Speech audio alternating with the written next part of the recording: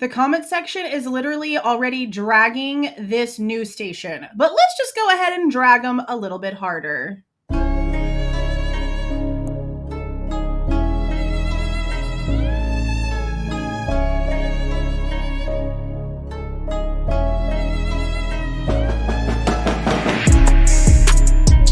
Hey guys, this is Jules with True Crime Reactions. Disclaimer. Everything stated in this video is my opinion and my opinion only. And just like everything else in these cases we discuss here on this channel, everything is alleged. Okay, so Sonia D actually posted this in her community tab. I didn't know that Fox Seattle had put out an episode 1 of the Idaho case. Look, bro, I really have been trying to stay away from this kind of stuff because we here on this channel have brains. And we know what's false, what's misinformation, what's rumor, what's speculation versus what's fact, okay? The majority of my people here have brains and know better. I am so glad that the comments on this video are not just falling into the rhetoric. They are literally dragging the hell out of these guys. So before I even watch this episode, I want to go through some of the comments that made me say, oh, nay, you got to put everything aside and watch this because obviously they're doing everything wrong. Now, this is Fox 13 Seattle. Seattle as in Washington, as in a local news station. And it's funny because the very first line of their description box states, forget what you know. The story has changed, except from the comments, they're not giving you the facts that have actually changed. They're going back to the same old rhetoric, and they're not actually being truthful. Look at these comments. Now, when I opened this, the first comment I posted as the quote from my sharing of this in the community tab, letting you guys know that this was about to be a reaction. You guys needed to watch for this. Now, I am recording this on February the 8th. It is Saturday around 3:15 p.m. here in Texas. And 14 hours ago, this is the very first comment that popped up. Propaganda found 15 lies and misinformation in the first 2 minutes and 50 seconds. The next one, he didn't follow them on social media. Even the prosecution has admitted this in court. The next one, these reporters need jailed with the investigators who ignored evidence in this case, in my opinion. The next one, they had investigators out every day looking. Does that include the 2 cops that found a black jacket laying next to the fire hydrant that looked just like the jacket Maddie Mogen was wearing that night? That's right. They picked it up, took something from a pocket, and just threw it back on the ground. Great work. Yes, they did. The next one, you should be ashamed for reporting so many false facts in this case. Your reporting is part of the problem in our justice system. Shame on you. Thumbs down. Pixel So posted again, terrible reporting. The next one, this is shameful misreporting. You're sabotaging yourself when you do harm to the public. Any of us could be falsely accused, and this is harmful and dangerous to the people. Guess who comprises your audience? Us, the public you're harming. The next one, speculation, conjectures, and outright lies. This is as dumb as the video from Daily Mail, and bro, I watched it. I wanted to do a video on it, but it's pointless. The only thing I put was, don't trust a man with a snake tattoo. Sorry, not sorry. This guy is sitting there claiming that this is like murder maps or something, but he's not even going through the timeline. I commented, I don't even know how many comments on that Daily Mail video. And I'm like, okay, so it's been 6 days since you posted this, meaning it was after the court hearing where we found out about all of the discrepancies in the actual map. If this dude at Daily Mail really wanted to prove a point and help this case, he would go back and take all the information that we know, the 7-minute difference in the time that Bryan Kohberger's phone apparently went off network versus what the cast says when it comes to the FBI, and the time that was actually put in the PCA for his arrest from Moscow Police Department. And never mind that turn that takes place in Moscow where there's a 2-minute time difference in between what Bryan's phone apparently does and whenever some camera sees this car doing this thing. There's no proof that the two are even connected. And this guy, this murder maps guy on Daily Mail, chose to completely ignore that and just talked about, oh, the house was here, and his apartment was here, and he was arrested here. My 6-year-old can do that. You literally did nothing special. And everyone knows that the Daily Mail is literally nothing but like a grade below TMZ because they're just a bunch of salacious tabloid boo-boo. But Fox News, even though they're known for the exact same thing, Fox News has a more reputable reputation when it comes to the naive public. That's why what they're doing out here is so disgusting. Let's read a few more comments and then we'll actually get to my reaction to this. Investigate the investigators. The next one. When are you going to start acting like journalists and ask the right questions? They must be really big into Delphi because that's a big, huge statement in the Delphi case. And honestly, it should be on a t-shirt and sold nationwide because for real, this is a hit piece and there's so many lies and inconsistencies. I don't know where to start. You should be ashamed of yourself. Do better. The next one. Way to go. More false information. The next one, I hope he sues you all for defamation of character. So many outright lies. What a joke. Shame on you all. The next one, lies, lies, lies. Shame on you. He absolutely did not follow them on social media. The next one, the prosecution itself said that BK did not stalk the victims or even know them. So if you are uncovering such evidence, then BK is not the one who did it.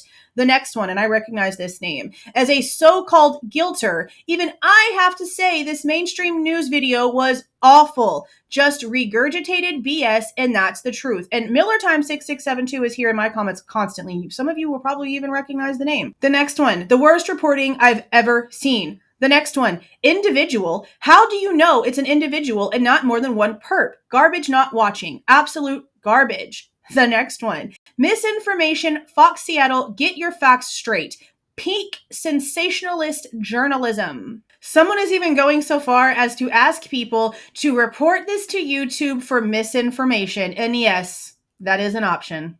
Okay, well, that's enough of the comment section. I'm going to go ahead and go make myself a fresh cup of coffee and watch this. I might not come back and hit on every little thing that they get wrong because let's be for real. Most of my people already know all of this stuff. You know that all of this is going to be lies. A lot of you are over there in the comment thread telling them and giving them the business. So I'm going to go ahead and watch this and I will be back.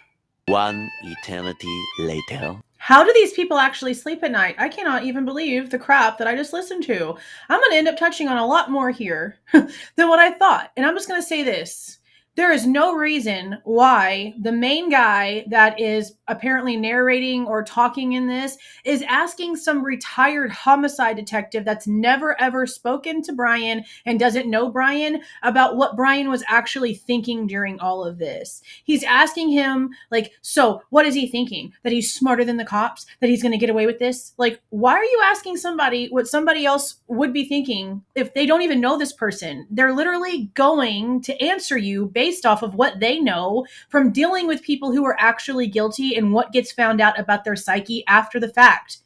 This has nothing to do with this. The simple fact that y'all put so much trash in this was gross. This was so gross. Not just that, but do you remember the lady that came out and said that Bryan was a cannibal? They have her freaking weird ass over here, bro. And she's talking about how, I knew it was an incel. I knew it was an incel. I was right. So, like, y'all just forgot about the pool party? Maybe you haven't listened to the voices of the women that were actually in Bryan Kohberger's class and how they literally smile with their voice whenever they talk about him. Never mind the fact that he has so many high recommendations and that people that have worked with him in the past have called him professional, courteous, and nice. What are you talking about, lady? And then they have this so-say true crime psychologist, criminal expert on here that keeps repeating the same false information over and over again. That Bryan Kohberger was following all three of the girls on Instagram and was apparently incessantly messaging one of them. Prove it, ma'am. Freaking prove it. The state, the prosecuting agency, stood up in court months ago. It has been months, you guys. Months since they actually proved to us what we already speculated, that there was no social media connections, that there was no stalking.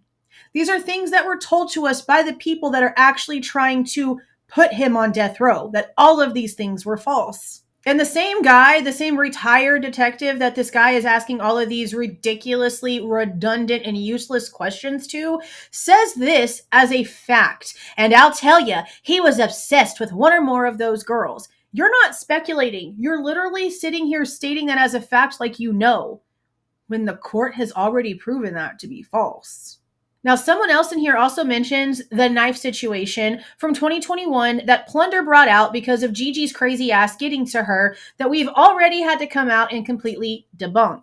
They didn't even have Bryan's information on there until after he was already arrested, and it was literally only because of where he lived. It was only because of his proximity to the location. Never mind the fact that the guy was short, that the person who broke into this house was short. I don't know why they're bringing this up when it comes to Bryan, but they're trying to make their audience, their Fox 13 audience, believe that Bryan also had something to do with this knife situation from before he even moved to Washington. They're also trying to act as if the reddish-brown stains and the hairs from the apartment whenever they searched Bryan Kohberger's apartment, the stuff that's on the inventory list, they're trying to act as if, oh, that was all the victim's blood. Oh, those red stains were blood and it was the victim's. And oh, that had to have been the victim's hair. Now, they're not coming out and straight up stating it. But whenever they're sitting here saying that this is evidence against him, what do you think that they're trying to imply? More proof that they don't read documents, they don't listen to the court hearings. And you know how I know that that's an actual fact? You guys can go and listen to this yourselves. One of the Fox 13 reporters, the one that actually was at the vigil and reported live from the vigil, stated himself that he didn't go to a press conference. That the majority of the information that they were getting and regurgitating to the audience was all on social media. Why are you even out here talking then, sir? They're trying to use the term keyboard crime fighter as a negative, but we obviously have a better train of thought than y'all do because y'all are out here giving everyone false information and we're out here spewing facts. You know, the facts from court. So if anybody ain't right, it's these reporters. This is completely shameful. And the one guy claiming that he's never gone to a press conference is also claiming that it's just so braggadocious of Bryan to say that the evidence was going to exonerate him. How is that being braggadocious if it's freaking true? How can somebody who is adamant about their innocence and stating the facts of this case are going to prove it wasn't me, how is that braggadocious? I don't understand that. It's not like he's saying he's going to magically pull something out of thin air. The statement is exactly what we have seen so far. We've talked about this, I don't even know how many times. What have we seen? Everything that Bryan said about how the evidence in this case against him is going to end up flipping and proving that he's actually not the one who did this, that's been happening. And the more and the more and the more that we get to hear, the more and the more and the more that statement becomes an actual reality. So I would really love these idiots over at Fox 13 to tell me which court case they're actually looking at, because it's not the one that we've been actually watching. They're also going back trying to claim that he was probably at the vigil because why wouldn't he be? They're regurgitating so much disgusting stuff. It doesn't even make sense. Like, what was the point of this video? I just don't get what the reasoning was for this. This isn't reporting. This isn't journalism. This isn't them coming out here and trying to make sure that people understand the facts. We just had one of the most revealing 2 days in court that we've had since the beginning.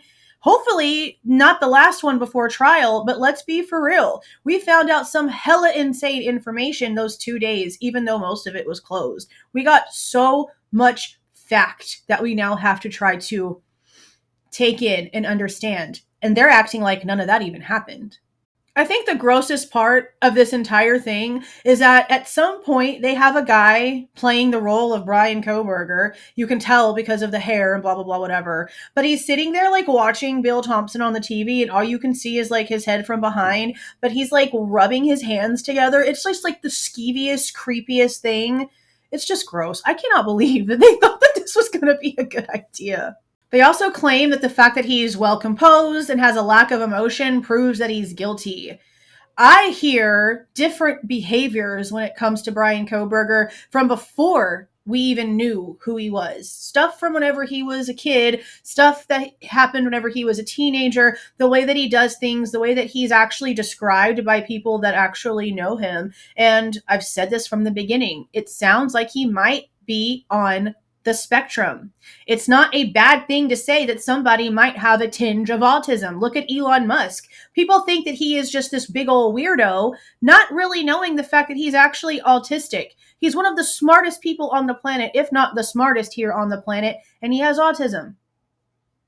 I also find it completely distasteful that they are bringing up the survey that he did whenever he was still going to school at another school. That was a group project, the one where he was trying to get information about how criminals felt before, during, after the crime. That wasn't a one situation. That wasn't him doing research for a thesis. That was a group project that if you go back and watch the video where we talked about it, or if you just go out there and do your own research, you will see the clips of the original posting that it does not just have Bryan Kohberger's name and email address as the reply to. There's like 3 different people on there, including either a TA or the actual professor.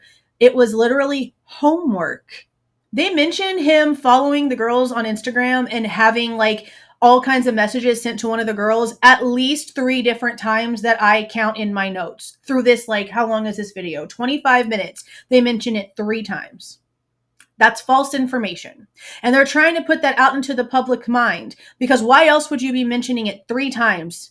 It's because you know that it's not true, but for some reason you feel like you need it to be. Now, one thing that I heard that I don't recall hearing before was them playing a couple of old news clips in the very beginning of this video. And in one of them, this is what was stated: that there was an unconscious person on a road by the university golf course. That's the unconscious person that ended up turning into what we now know to be this quadruple homicide investigation. On the road by the golf course. I never heard that before, ever. Something else that I didn't know, because I don't pay any attention to People magazine, and the fact that they're putting this little excerpt of information in here from People magazine is gross enough as it is. They're literally putting in here for their entire audience to hear this false fact that Bryan Kohberger apparently had photos, several photos of at least one of the girls. Okay, so I misspoke here and said pictures of one of the victims at his parents' house, because I misheard what they said on the Fox 13 thing. But I pulled up the article from People magazine, and it actually says, accused Idaho killer Bryan Kohberger allegedly had pictures of victim on his phone, according to a source. And then it says, it was clear that he was paying attention to her. And it starts, the man accused of killing 4 University of Idaho students last November allegedly had pictures of one of the female victims on his phone, a source familiar with the investigation tells People. A phone that belonged to Bryan Kohberger was collected after his arrest, which we know there was a USB download, a forensic download of all of the data from Bryan Kohberger's phone was put on a device by the feds. And then, from what we can understand, it was brought back physically from Pennsylvania back to Idaho and put in the lab that Detective Mowry works in. And Massoth at trial made a comment that it must have been Payne that brought it back from Pennsylvania physically back to Idaho, because he was actually boots on the ground whenever Kohberger was arrested. I hesitated because he technically wasn't boots on the ground, because he wasn't there whenever Bryan Kohberger was arrested. He was at some sort of command center watching drone footage live on his phone or something like that. He goes on to say, according to the source, authorities found pictures of the victim on the device. The source did not specify whether they were photos that he had taken of her or if they were downloaded from her social media. That's an interesting, okay. They've never retracted this. They've never come out and taken this out or changed the stance of this, even after finding out in court that there was no connection, that there's no proof that he even knew them. Well, don't you think that if there was pictures of one of the victims on his actual cell phone that was taken from him, that they wouldn't be allowed to state that? And we're not just hearing that from the defense team. We're hearing that from the prosecuting attorney. We're hearing that out of the mouth of Bill Thompson. Let's be for real, man. People seem to forget that whenever the fact that there's no connection between Bryan and the victims, the fact that there's no connection via social media, the fact that he wasn't stalking them, people seem to forget that whenever those things are mentioned in court, there's no rebuttal. There's no argument. Half the time, the state's the one telling us. I would rather be a keyboard crime fighter than a loser who sits out here and just pukes information that they damn well know is wrong for a paycheck. Did you guys know that Court TV actually emailed me? Yeah, I didn't tell you guys. I was going to put it in a community post, but I like to be honest whenever people reach out to me like this. And so I wanted to show you guys in an actual video. This is the email that I received. You guys know that I just don't reply right back to things. I have to do my own due diligence to make sure that it's an actual person working for this actual network. You guys know that I just did a video where I exposed, I guess, a guy that was on Twitter trying to pretend that he was a PR manager. Well, not a PR manager. He was pretending to be the PR manager for GoPro, trying to get me to agree to some things and click on whatever. And I ended up having to contact GoPro myself through different means, like their actual website contact us form, and found out that he did not work for GoPro. Love you too. I'm working. Can you go somewhere? So imagine my hesitation whenever I got this email, because it was literally the exact same day I posted that GoPro video. But it turns out this is an actual person that does work for Court TV, but I have no interest on doing anything with mainstream media, and I definitely have no interest talking about the O.J. Simpson case. So I'm going to have to decline the offer, but you guys already knew that I don't have any interest in doing any mainstream media things. I am not going to be diluted any further than YouTube already makes me have to be, so it's just not going to happen. If there's ever a dynamic change when it comes to mainstream media and they actually start reporting facts and not just a bunch of rumors for clicks, then maybe I'll change my mind. But for now, I'm sticking to my decision. But I want to know what you guys think about this pathetic Fox video.